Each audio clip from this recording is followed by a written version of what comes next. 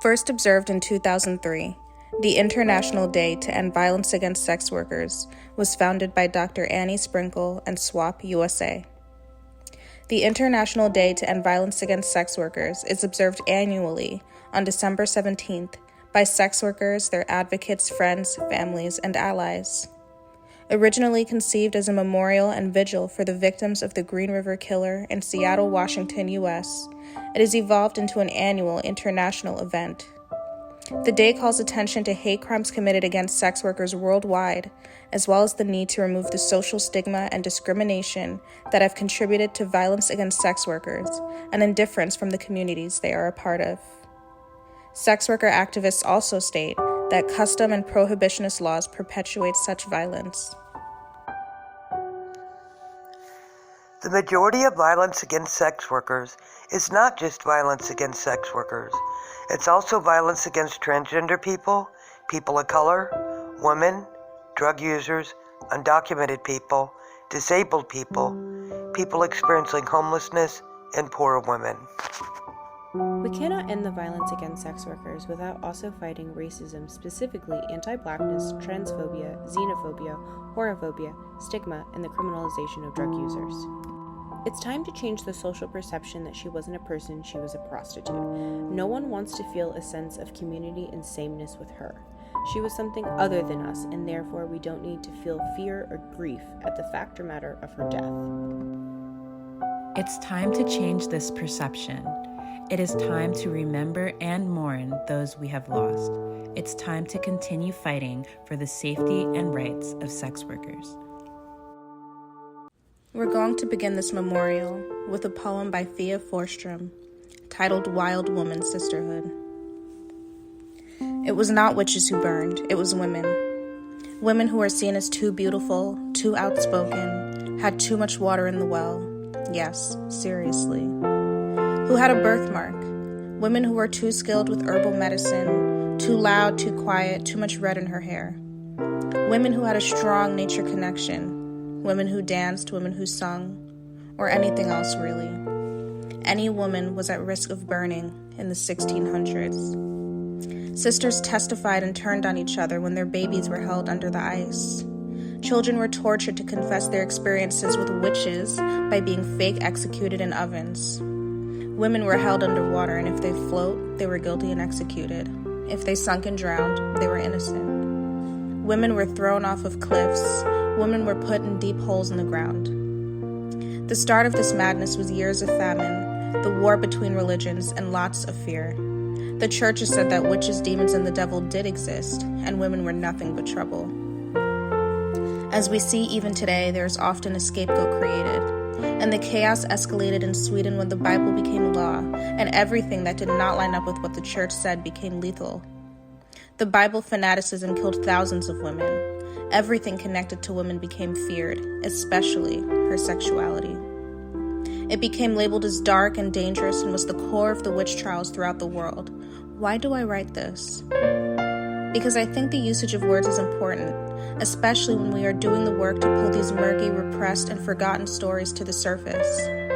Because knowing our history is important when we are building the new world, when we are doing the healing work of our lineages and as women. To give the women who have been slaughtered a voice, to give them redress and a chance of peace. It was not witches who burned. It was women.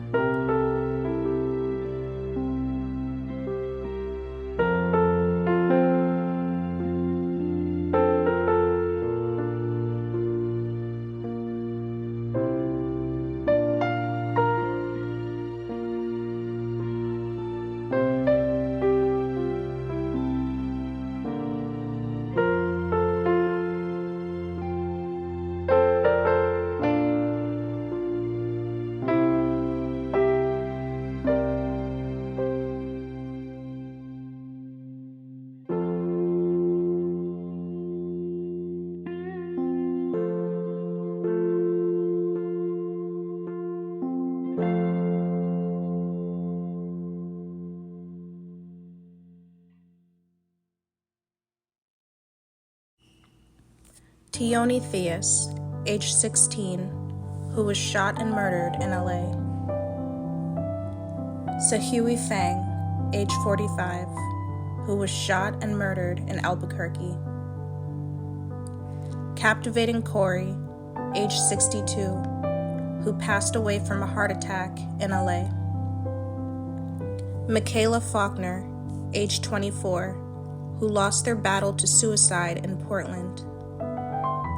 Mary Yee, age 50, who was robbed and murdered at a massage parlor in Albuquerque. Angelina Please, age 24, who lost her battle with addiction in Las Vegas. Anonymous, age 50s, who passed away in upstate New York. Felicia Johnson, age 24, who was murdered and dismembered by a client. Angela Mitchell, age 24, who passed away from unknown causes in Texas. Carrie Morissette, age 33, who lost her battle with addiction in Lewiston, Maine. Rob White, age 39, who was shot and murdered in Chicago. Jessica Rockefeller, age 35, who died of a gunshot wound in Nashville. Layla Mayhem, age unknown, who lost their battle to suicide in Las Vegas. Anonymous spa worker, age 30, who passed away in New York. Nanetto Avril, age unknown, who lost their battle to suicide. Brooke Beldy, age 26, who lost her battle with addiction in Portland. Penelope Archer, age 33, who lost her battle with addiction in LA. David Hunter, age 39, who lost their battle with addiction in Seattle. Joanna Chance, age 25, who lost their battle to suicide in Portland. Anonymous spa worker, age 30, who passed away in New York.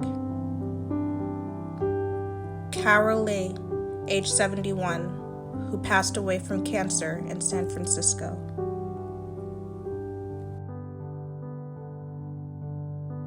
We'll now have 30 seconds of silence for the sex workers that we've lost.